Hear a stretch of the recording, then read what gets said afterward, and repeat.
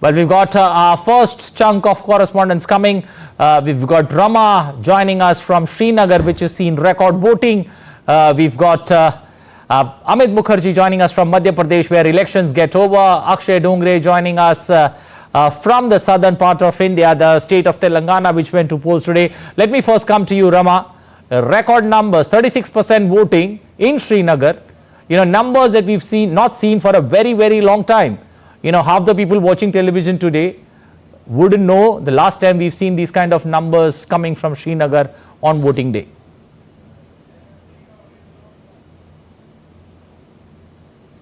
We can call it historical because after 3 decades, this kind of voting turnout observed over here. In 1996, it was 40%, but if we see the previous in 2019 voter turnout, it was not even completely 15%. It was 14.43%, and in if you see in 2040 it was 25.8%, and 2009 it was 25.6%.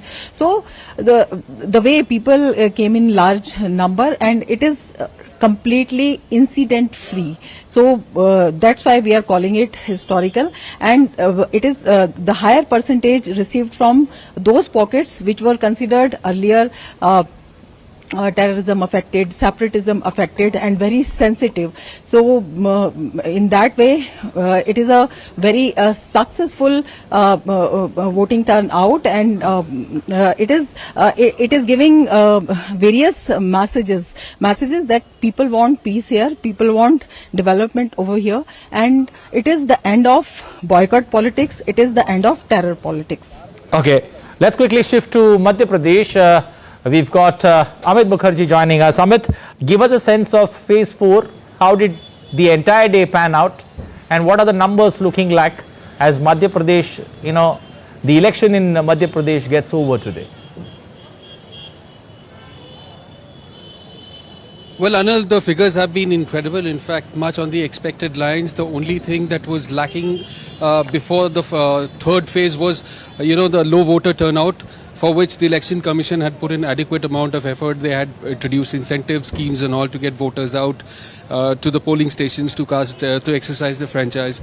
Now, if you look at the voting pattern, till about 5 o'clock, 68% of voting has been recorded in the 8 parliamentary constituencies which went to polls today. And in fact, out of 8, 5 of the constituencies recorded more than 70% plus, voter turnout till 5 o'clock. So for these 5, constituencies, the number can only go up because the voting was on till 6 o'clock, and even and the voting might even go beyond 6 o'clock because all the voters who are within the premises till 6 o'clock, as per rule, they would be exercising their franchise. They are allowed to do that. So so as of now, the number stands at 68 till 5 o'clock, and it might just go up. Now, if I look at the 8 constituencies, from the point of view of 2019, it had received about 76% of voter turnout, and with the state overall registering about 71%. So this time also the figures would be close to 71% or 70% plus, which is already, indicative of the 5 o'clock trend.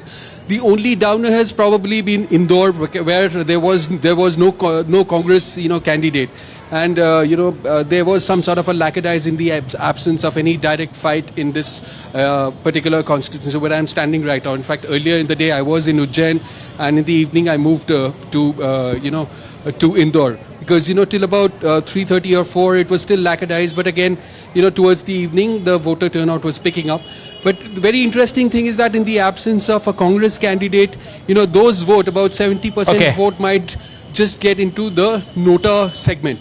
So that is something that we should look out for. But in any case, 70% plus, similar to what we had witnessed in 2019, and hopefully figures will be similar. That's what the BJP expects from here.